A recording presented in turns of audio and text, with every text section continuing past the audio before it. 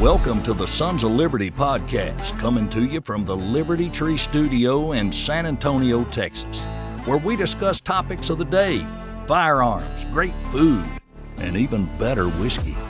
Grab a drink, sit down with your host, the founding daddies, Mike Mahalski and Kyle Grothus.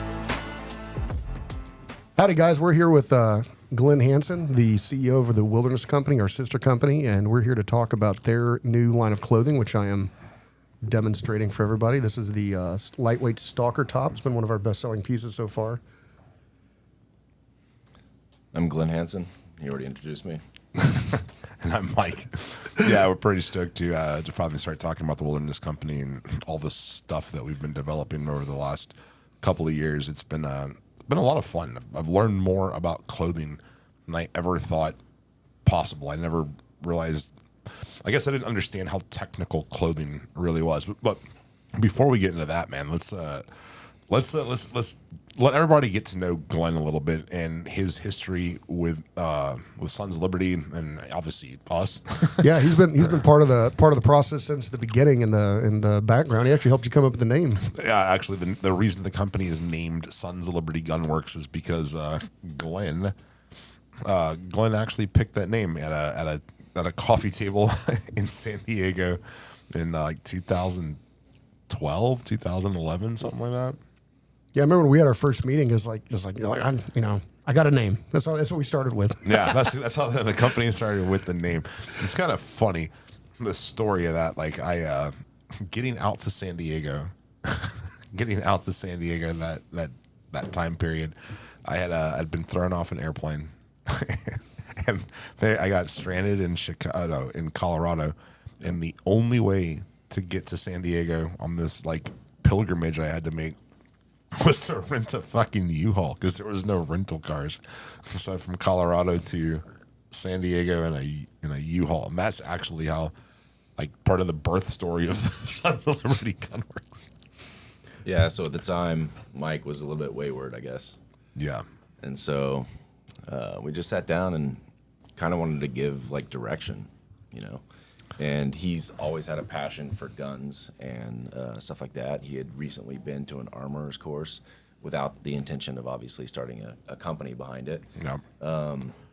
And I'm like, all right, hey, this is kind of your direction. This is something that you can take and really develop and really put all your heart behind. And so we sat at my kitchen table, which I had my computer out at the time because I was doing college classes while I was in the military, and started kind of like using some of what we had in the teams as far as how we kind of like created our camaraderie and heritage and stuff like that. So for platoons, you would come up with like a patch or your emblem for the team, for the platoon, and one things we would do is link it back to some sort of like heritage, like Vikings or Spartans or whatever else. And so coming with the gun background in America, we had to be heavily 2A and kind of like patriotism and linking it back to that. And so I started to kind of Google all of that. Well, this was, if I remember, it's starting to become a little bit more clear because you have to remember that this portion of my life was a little blurry. I don't even think you remember our first meeting. No, that was pretty bad. We got thrown out of a bar on our first meeting. Yes, yeah. So this was coming off of this had to have been 2013, actually, like very early 2013, because this was after the Sandy Hook shooting, and that's whenever like a lot of the anti-gun rhetoric and like a lot of the political correctness. There was a sea change around early 2013 where you started seeing like a direct attack on the Constitution, whether it was the speech, and this started way before the censorship of social media. This was just in the actual dialogue and like cultural like lexicon words that were okay on a Monday were not okay anymore on a Wednesday. And that's, we started looking at that. And so all of this taken into consideration at Glenn's table, Sons of Liberty, considering the historical nature of that organization in the Loyal Nine, that's how the name came to be. That's pretty. Yeah, so it's like since day one. And then also another thing that Glenn was really helpful with was, Glenn spent 22 years in the SEAL teams. You enlisted, how old were you? When I enlisted, I went into the late entry program. I was 17. So I came into the military the day after I turned 18. The day after you turned 18. And then back then, you had to go through an A school before you went to BUD/S, right? Yes. And you're a quartermaster. Yes. Did not know that. So I think you picked that because it was the shortest path to BUD/S. It was 6 weeks. And so I was like, all right, that's the one. This is how you count socks. So if it didn't work out, you were going to be doing laundry, huh? Yeah. No, well, quartermaster in the Navy is the navigation guy. So the guy who steers the ship and stuff like that. So that was your backup plan? I had no backup plan. It was all or nothing. So you went into you enlisted, went to obviously the Great Lakes, went through A school. What, you were BUD/S class 218? I was, yeah. It's kind of funny, man. Ryan was 219 or 220? I believe he was 219, but I'm not 100% on that. It's pretty wild, man. I don't know what BUD/S class they're on now, but it's well over 100 past that. Well, it's 3-something, so yeah. You feel old? I don't feel old until I look in the mirror, or until I, move around and feel the soreness. So, what was your path, man? You graduated From all the working out. yeah. So, what was your path? So, you graduated BUD/S. Where'd you go from there? So I graduated BUD/S and went to Team 3. At the time, it was a little different than it is now. So you would go to your team following jump school, and then you would wait for, it was an STT class, now it's an SQT class, and you would wait for that. You'd go to that, do that, and then come back to your team, and then get a platoon.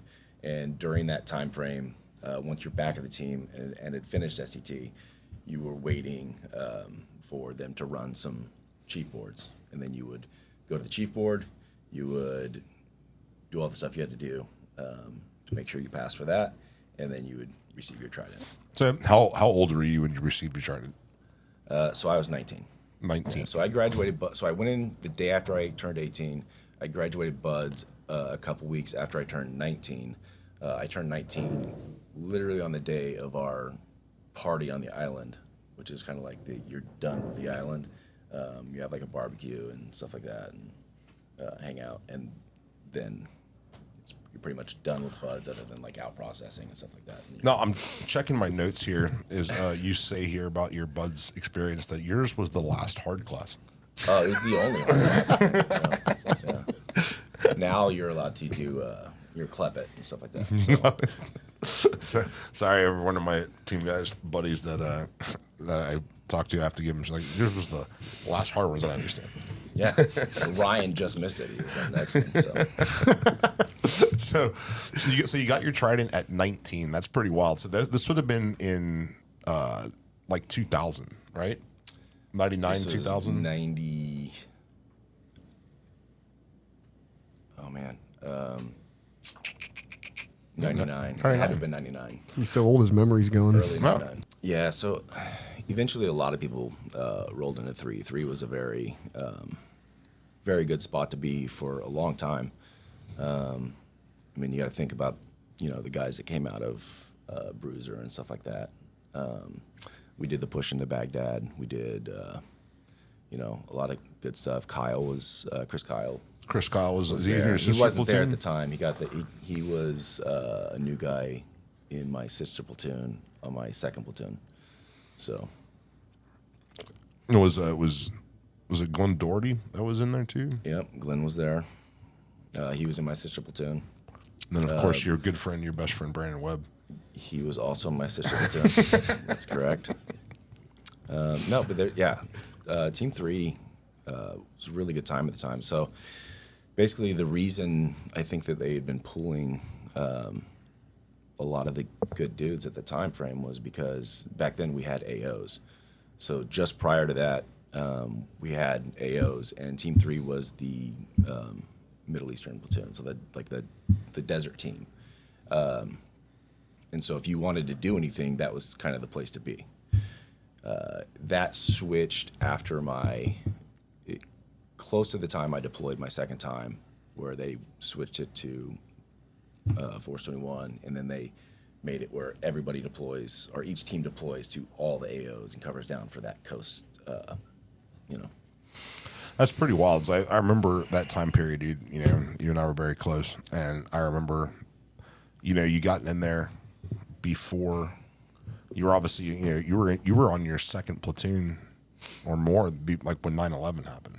I was on my second platoon, and kind of like, sort of like your parents growing up and remembering where they were when JFK was assassinated. Yeah. Like the same thing. Like I got a call from my roommate who was also on the teams.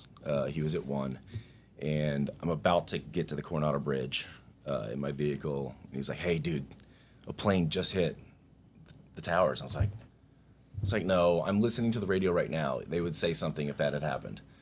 And literally right then on the radio it comes across, and I'm like just hitting the bridge, the Coronado Bridge, going into work. And it's kind of surreal. You're like driving over the bridge, listening to the announcement that what's going on. You know, the second plane hits. I get into work, and everybody's amped. So everybody's like, okay, this is, you know, we're all going to war now. And yeah, we got called out on the grinder. CO's like, hey, we don't know what's going on yet, but basically prepare, you know, pack your bags, because there's a good chance we're leaving. And that's basically what happened. 2 platoons from 3, since that was our AO, got deployed within like a week and a half, and then, yeah, the rest is history, I guess. So it kind of reminds me. So I was, I remember where I was when I had heard about 9/11. I remember that chick Erica I used to date. I do, yeah. Yeah, we had the kangaroo together. Yep. Yeah. So, so I had just taken this chick home from a bar, and we were in bed. We were having sex that morning, and my mom calls my phone.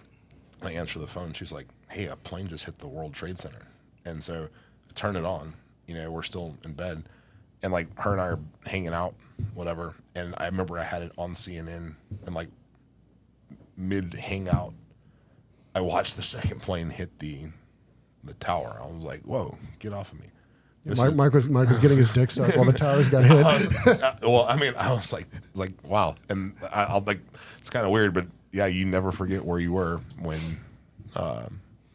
you heard that. I remember watching the second plane hit live. That was fucking insane. Where were you whenever you remember where you were when you heard? Yeah, that was my senior. I'm the youngest one here, so it was my senior year of high school. I was at Central, man. I remember walking up we were just standing. I mean, we all just sat in the classrooms and watched. They put on all the TVs, and we just sat there all day. I mean, I can't remember if classes got canceled or what happened, but nobody did shit for the rest of the day. We just sat there and watched that, you know. Jesus. I was walking up that main big staircase. I remember whenever, but the word started spreading through the school that something was happening. So, Yeah, that's all that was on TV for weeks. yeah.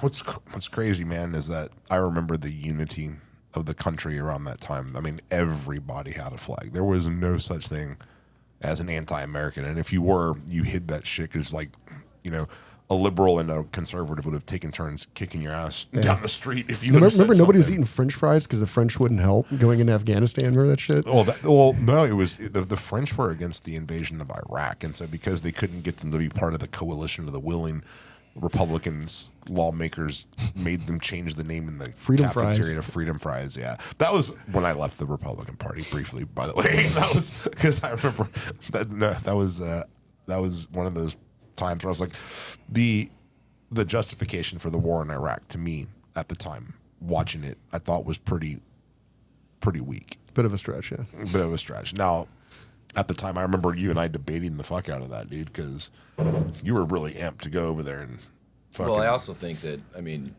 you only have the information you have, right? So I think they really did believe that it was what it was. They did find stuff there. They found mustard gas. They found other things like that. Just no nuke. So, Do you know that firsthand? yeah, So you found chemical agents. yeah. So I mean, they were doing it to their own people. So, yeah. But yeah, I mean, and the way the world changed, like on that day, like the SEAL teams on the West Coast, like we didn't even have a gate guard.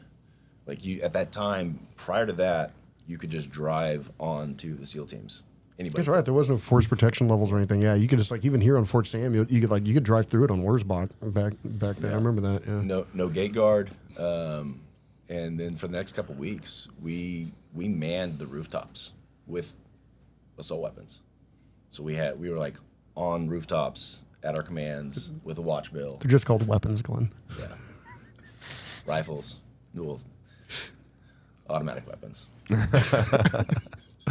No, there was an incredible unity. There was flags everywhere. There was a lot of cooperation, and it lasted a surprisingly long time. And unfortunately, Surprisingly long time for the American memory. So for the American memory, yeah.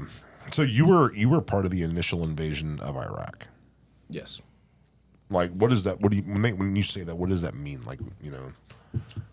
We were literally like the first people over the border in our helicopters, like when the invasion started. What was your target? We hit some metering and manifold facilities. That was basically to prevent them from doing what they did in the first war, which was dumping oil into the Gulf. They just dumped tons of oil into the Gulf, and huge environmental issue. So Was there any resistance, or did they just throw their hands up?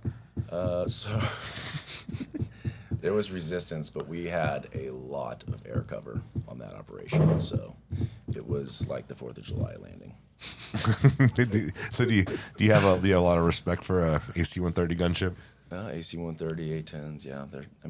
Obviously, it makes a huge difference on the battlefield to have air support. Dude, so take us through the rest of your career, man. I know you had a deployment to Iraq, and then where'd you go from there? So had several trips to Iraq, and then 4 to Afghanistan.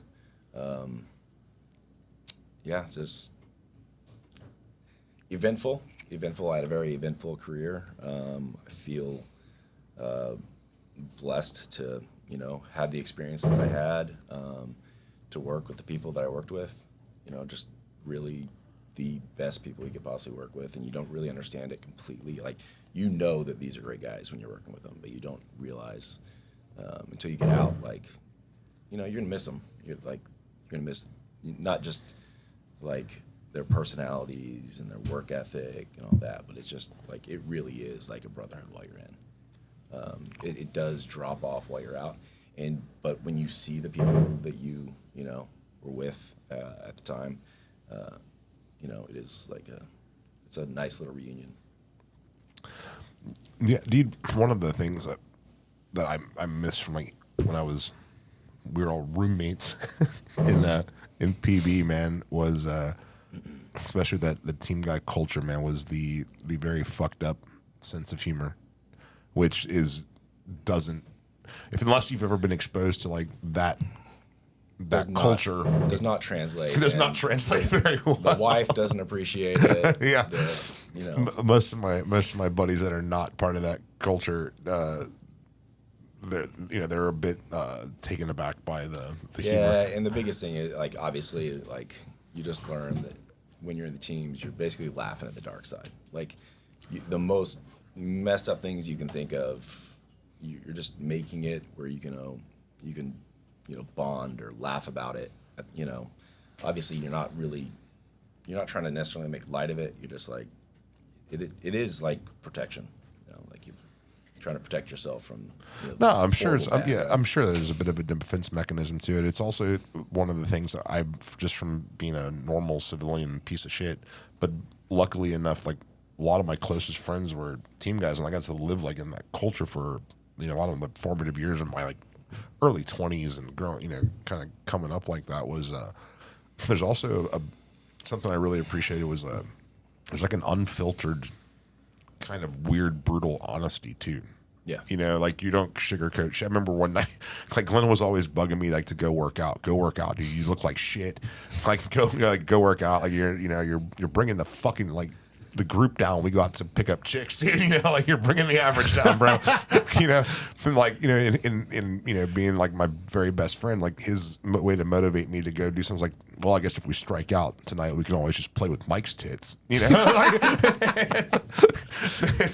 And there was this like level of like pushing each other and fucking with each other, but really always to bring out your best. I mean, like if your buddy is not beating on you in some way, you probably really aren't buddies, you know. So yeah, man, we had a lot of good stories. Some we probably really can't tell.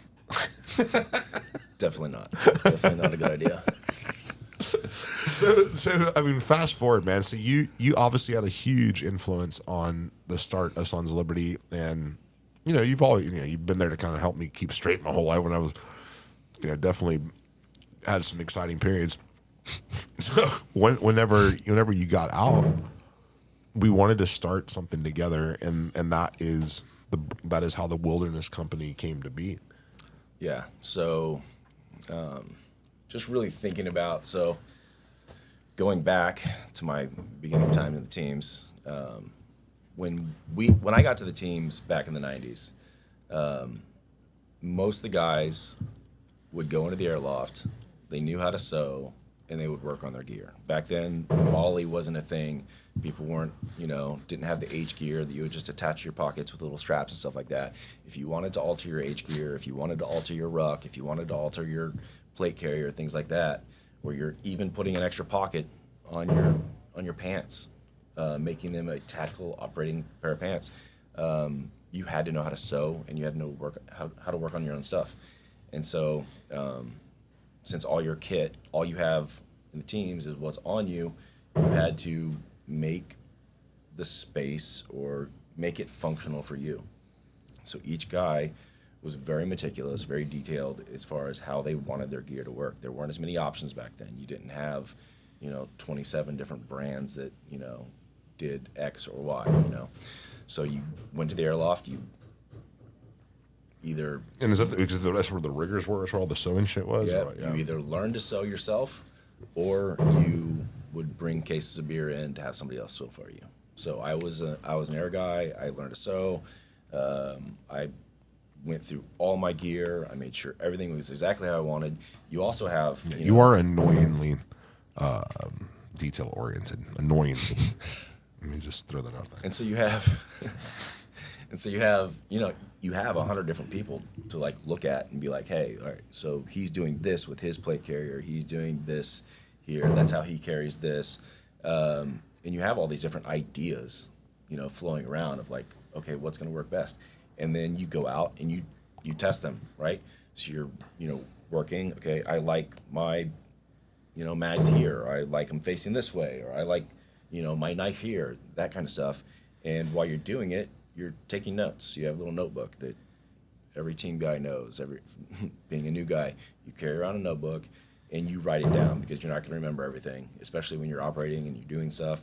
So every time you have an idea, write it down. That way, when you're done doing your little practice operation or whatever it is, you can go back and be like, all right, I can fix that. All right? To the point where, if you're doing an ADOT mission, which is you're out in the middle of the desert, you hike 10 clicks, you lay in the desert for 3 days doing SR, and then you have to hike back out. Every time you stop to take a break, I would write down exactly, okay, my pack is rubbing right here. My straps need to be tightened up this much. And you write those things down, because you don't want to be on a real world mission and have, a 20-click insert where your backpack is rubbing, and now you get in and you have a blister on the entire backside of your, carrier, and then 3 days later you have to hike back out with that. So, just making sure, so that's where it all comes from. So team guys are really anal about their gear. They're gonna look at everything. They're gonna pick it apart. If you get a pair of pants that you don't like, you're gonna know it. Okay, the crotch ripped out in, obviously Nyland is our land warfare phase. You go out there, you spend, 30 days out there, beating the crap out of yourself, your gear, and just kind of working really hard. And if your crotch on your pants blows out in the first week, you know that you have an issue, right? So, like the military, I'm not going to name any names, but we put in a contract which was specifically for one brand, and we got a lower bidder, and we bought those pants and had major issues. Is that Patagonia? Now all your balls are sunburned. Blink twice. No, yeah. So the crotch would rip out. They put metal buttons where the knee pad to hold the knee pads in, which is obviously if you're not wearing your knee pad, a metal button on your knee when you take a knee is not a great idea. They put, just a plethora of issues, and I think the Navy probably saved like 5 cents per pair of pants or something like that, which was, So that's where I'm coming from with this, is that our gear, like, I am meticulous, like, to a fault with everything. And we could have launched it 18 months ago. We're 2 years in to the design phase. So we spent Glenn? we spent 2 years designing this stuff, and even now there's stuff that I'm going to tweak for second run. Like the stuff. If you're a Sons Liberty investor, you might want to tune out now. Now's a good time. No, there's always going to be the restroom. There's always going to be some level of, okay, I can make this better.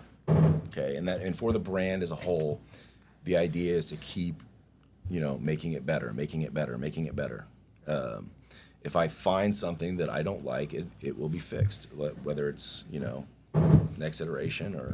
So one of the things that Glenn was really helpful for Sons Liberty in the beginning too was that I would ask him quite a bit about like weapons performance at nylon or at different, like during the workup, like different phases, Shaws, things like that, like where you're doing a lot of shooting.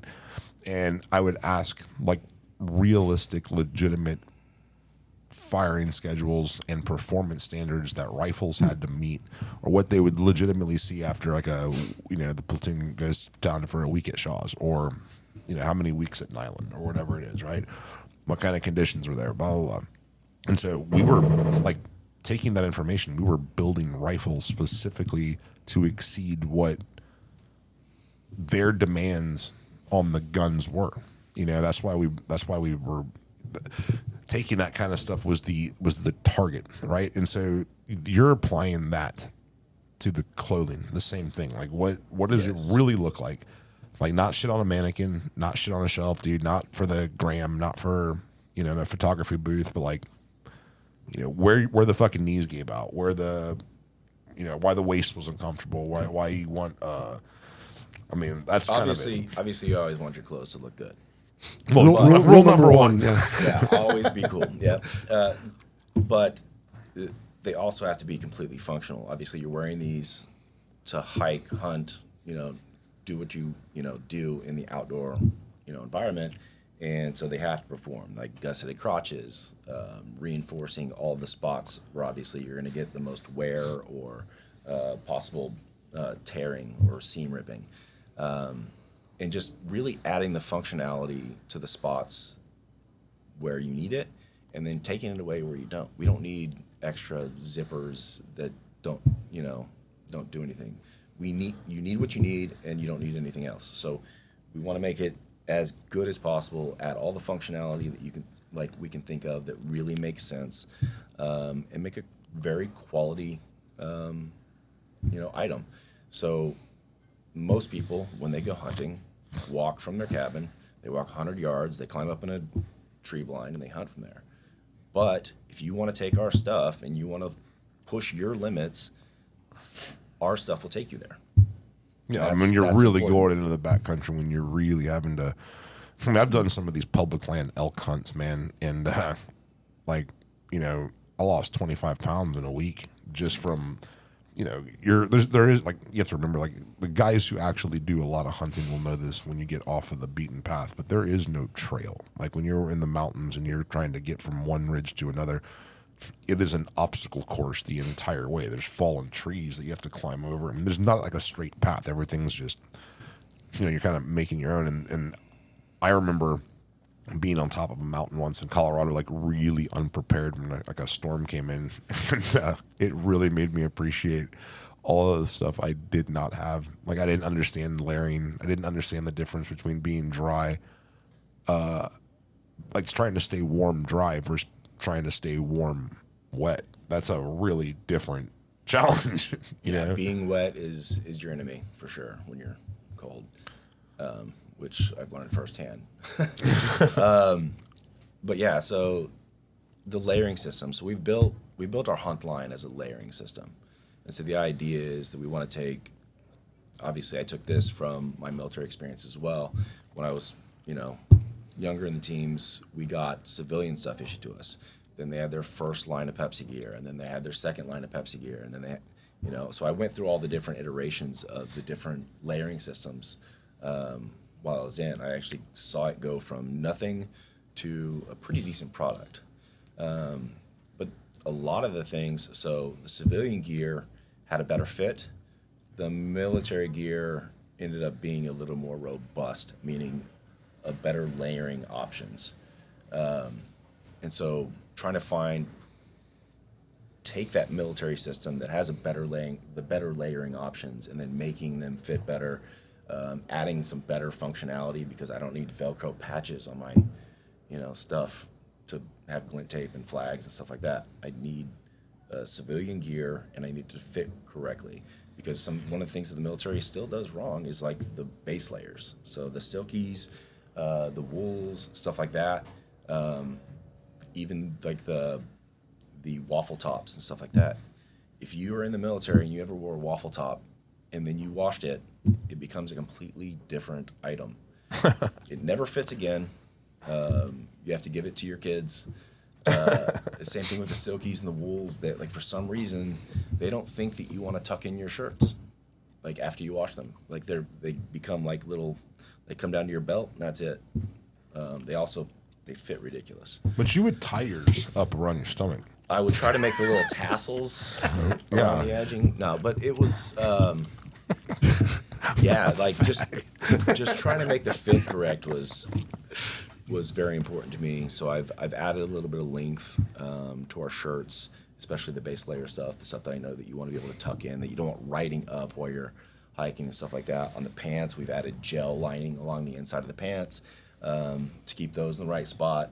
And by the way, for people that are not familiar with the Wilderness Company or what we're starting to roll out, if you haven't seen it yet, I encourage you to really check it out and really look at the technical side of it. But while this thing has, I guess, the inspiration for the technology of the clothing and the demands of the clothing do come from a tactical and military world, the purpose of this clothing really is for, outdoors, hunting, hiking, rugged type of wear. This isn't. We're not starting a tactical brand.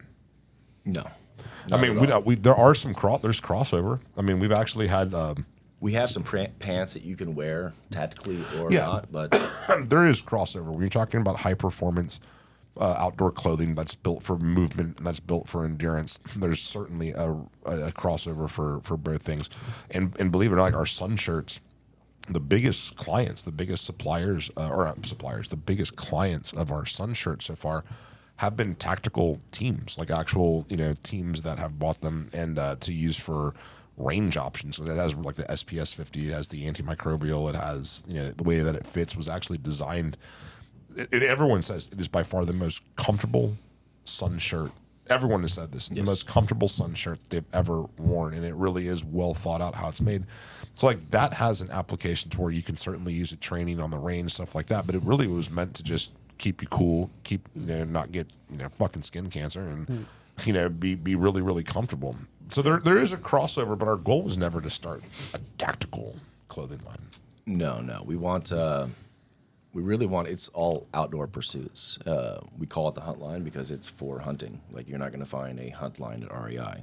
Obviously, REI is not a 2A advocate. They're a camping store. Not just that, but here's something else to touch on too, man. Is that you and I both, and like going back fucking almost 30 years, dude. Like, there has been this weird shift culturally, like away from fucking masculinity, away from like dudes being dudes, or like just like right now, I've read articles that if you work out, you're a white supremacist. If you're into combat sports, you're a fucking, threat to a democracy. Like if you're into eating like healthy food or hunting, if you like hunt and kill your own food, like all of these things have been demonized. And so like part of the brand too wasn't just badass clothing, but it was actually an idea for like a return to like to service like our fucking masculine clients, like all of our friends, like the guys that we all fucking hang out with, all the guys that we all are friends with, that kind of worldview and outlook. This is a clothing brand for people, or that still believe in these things that a big part of society has, for whatever reason, demonized. Either this over feminization of things, it baffles me. Yeah. So all of our stuff is obviously an athletic fit. None of it's, you're not going to find any skinny jeans. You're not going to find, stuff like that. We're working on expanding our size line. Obviously, we have a very large line to start off with.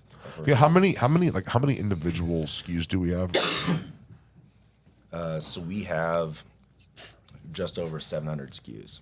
Right. So we're not coming to market with like, a pair of pants and a shirt. Like we're coming to market with like complete layering systems for any type of climate in multiple colors, to include 2 different of our own proprietary camouflage, which Kyle is wearing over there. What's really cool about that camouflage, I'll let Glenn go into it. This wasn't like just slapping colors together. We actually put a lot of thought into the depth and creating like negative dead space, creating that depth to it, to where like at distance it is actually very, very functional. Okay. And we took what we see in nature. The name of the camo is actually called Cicada, which I thought was pretty cool, because like it's hard to see, but the very base foundation is actually like that of a cicada wing, And then if you look at the color depth and things of the way the branches and stuff are there, it has almost a 3D effect. Like I said, there's depth to it. It's not, and to see it at distance and to see it at low light and to see it whenever you're actually trying to gauge the effectiveness of the camouflage, it's really fucking impressive. Yeah. So I've learned a lot. So obviously I came into this, ex-team guy, didn't really, have a full grasp of designing my own clothing line, right? I know functionally. We're aware of that, yeah. So I'm gonna bust his balls every chance I get, because man, oh man, this has been fun. But he ended up getting exactly what the fuck he wanted in terms of performance, clothing, cuts, colors, all that.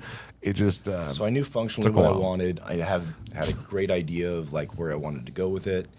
Obviously, I didn't know fabrics, so going through fabrics and stuff like that was an experience. Learning, all the like which fabrics do exactly what and how they do it. Zippers, things like that. Learning. So when I started putting together the camouflage, I had an idea of what I wanted to do. It took me a lot to get there, because I knew kind of like the color scheme. I knew what the elements I wanted to add into it, and kind of like the pattern kind of look. But we actually brought in a camouflage designer, Andrew Bewitteman, and he helped me piece this together, and he helped give it depth, and helped us figure out what scale it had to be in. And what you don't understand is like you have to make sheets that have to, each side and top and bottom has to line up with the other side, top and bottom, so you can make it as big as you need to make it. But one of the biggest things about this is that if you look at our camouflage and you look at it at distance, you still get that depth. You still get the breakup of your silhouette and the depth that you need to make it still look like a camouflage. You get some of the camouflages out there, especially like the hyper-realistic ones, and you look at it from 30 yards away, and then all of a sudden it just becomes one color. And so whether or not that's working, And y'all put a lot of thought in the colors too, because I remember on the this is a lowland version, right? The highland version has like almost like a purple in it, doesn't it? I had a huge. Well, that was Andrew Bewitteman chose that one and had purple in it, because in the wild, obviously there's not much purple, but the shadows appear to be purple when you're looking at them. And so that was the designer's, one of his ideas, like, of being a good camouflage. And it does work as a camouflage. We used it in different environments, and it worked pretty well. Obviously, I don't think the hunting populace really wants to, especially men, don't want to go out wearing camouflage that has purple in it. So we steered away from that. Well, like, interestingly enough, that a lot of the buddies that I work with, or that I've been, doing stuff with in a lot of other cool units, different places, they actually all love this stuff, like, from a practical side, not just defeat. Our motto is like, what, defeat your prey. Is that how you do it?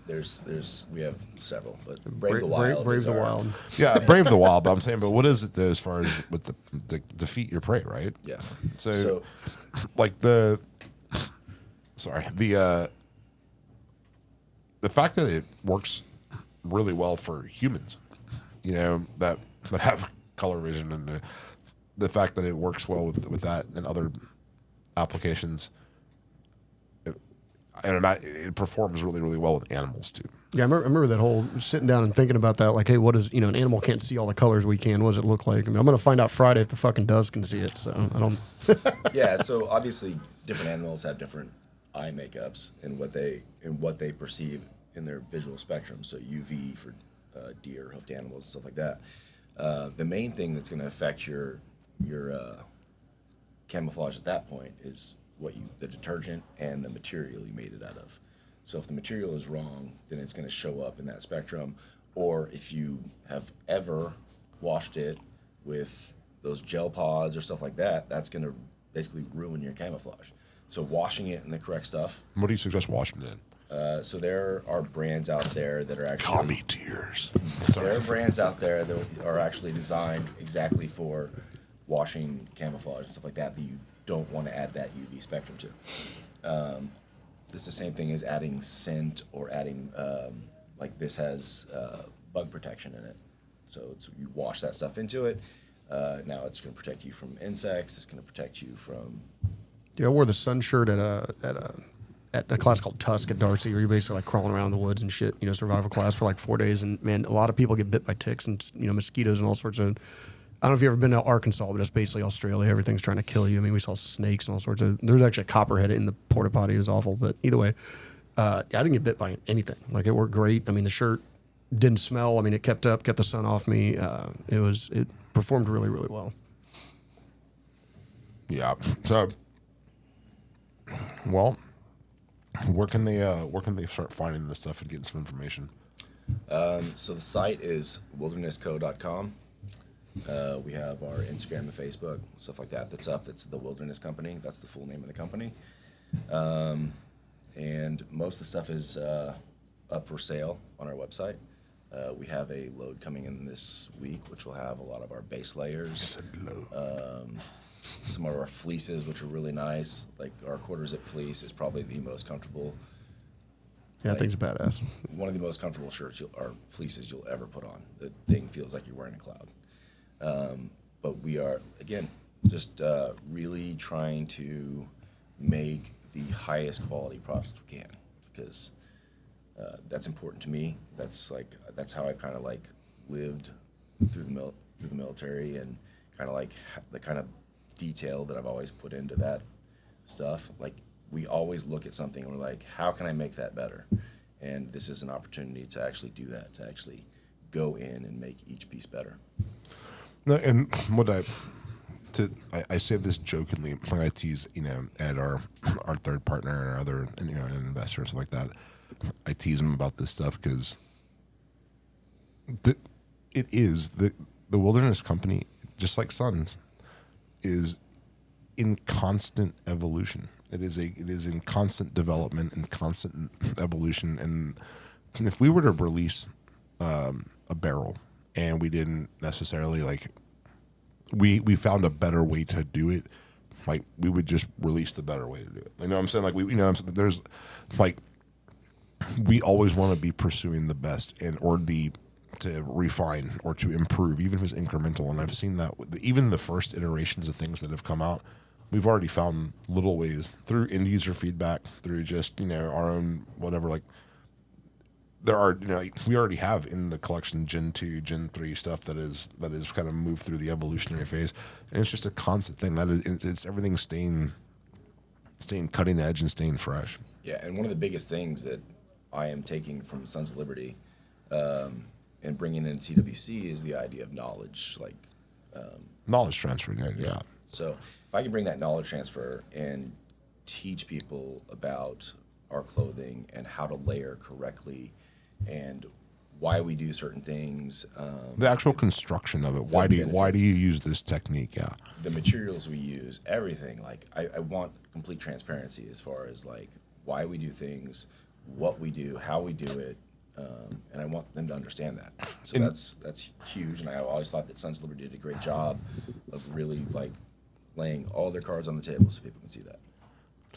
So, dude, we are getting ready. I mean, this is my favorite time of year. Like, this reminds me of the happiest moments in my life when you get into September, dude. And you can almost kind of smell the season change. You know what I'm talking about? Like, you can kind of feel like the breeze is a little bit different in the mornings. And I would remember from my childhood that like this time of year is whenever my dad and I would go. That's really kind of all we did. Like, I was like, our whole relationship was like going out and hunting and going out and fucking doing that. And like, so I get like really oddly nostalgic when you start getting into the fall. Like, I already feel like that kind of season change coming up, dude. But what gets me super amped about that is that's where your people are buying like their hunting clothing for the season. They're buying a lot of that stuff, dude. So we're getting into archery for elk. We're getting into dove season down here in Texas. We're getting into archery for whitetail. I mean, really now's the time. Here's what I would challenge anybody to do. And I'm going to make this challenge openly. Like, I'm not going to do this specifically on Instagram and Facebook, but I might as well do it here on the podcast. We are going to look for people to legitimately be product testers. No strings attached. Not looking for a puff piece. I'm not sending clothes to people asking them for positive reviews. I'm sending clothes to people asking them for fucking straight up objective reviews. Thing is if you're gonna wear it to like a bar or wear it to like hang out on the porch, like that's not who we're looking for. If you legitimately are active and you demand a lot of your clothing, we are looking for people to send some clothing to for free in exchange for objective no shit feedback on that. And the only qualification to apply to do this is like hunting guides that are hard hunters, especially like your archery guys, people that are constantly outdoors and working in their clothes or moving in their clothes, or they're using clothing as a tool. If you use clothing as a tool, you are who we're looking for, and we're looking for multiple product testers to send stuff to for objective feedback. But we are very confident in what we've made. We're very, very confident in what we've made, that I'm willing to open it up to just straight up brutal honesty. And I think we're going to impress a few people once they see what we've done. What do you think?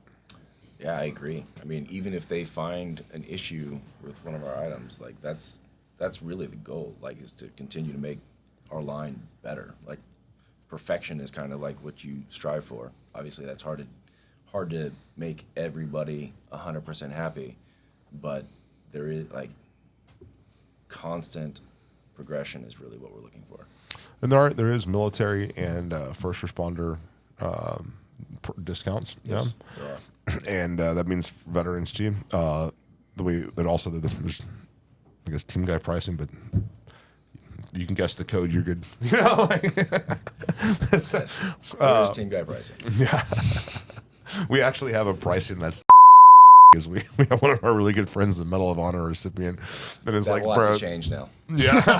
oh, dude, let me just tell you right now, okay? Yeah, if you use that, and you didn't win the Medal of Honor, like we're gonna drag you. Yeah. Yeah, well, you don't see those. Yeah, We'll post your address. Yeah, go ahead and cut the actual part out for the Can you edit the part out that has the code? Just bleep it. Oh, yeah. I'll bleep it. So, Yeah. what was it? I got to bleep it twice. Yeah. What was it again? Motherfuckers, some guys reading lips from over here. So, but yeah, let me just tell you, man. So this happened to us one time. There was a dude, because we used to get, we still do. If you're a team guy, you get a free seat in our armorers courses. If any team wants to come through, it's always a free seat for the guys. We've done that from day one. Because of you, because of like how we got started. I mean, our first rifles I ever built in my garage before Sons of Liberty were for mostly like, your team guy buddies and shit. And anyways, so we've always had like a soft spot for that community. And anyways, a guy tried to claim to be a SEAL and get a free slot in an armorer's course. And like till this day, once in a while when I'm bored, this is like 9 years later, I randomly just roast this dude for the fuck of it. So if anybody tries to use Stolen Valor to get a discount on something, if you use Stolen Valor for anything, much less the Medal of Honor, we will make you so famous. So famous. So don't do that. But anyways. Yeah, here's looking at you, Tim Walls. Oh, jeez. Oh, wow. What if he, fuck that guy. Fuck that guy. Well, listen, man, we're really proud of what we've put out. We want to get it out there in the world. We want people to beat on it, and looking for some objective information and objective feedback. And I want you guys to get to know Glenn better. He's had a huge influence on me as a human, and a huge influence on Sons Liberty as a company. And I'm really proud to have started this company, the Wilderness Company, together. And looking forward to some new stories, maybe some stories we can tell.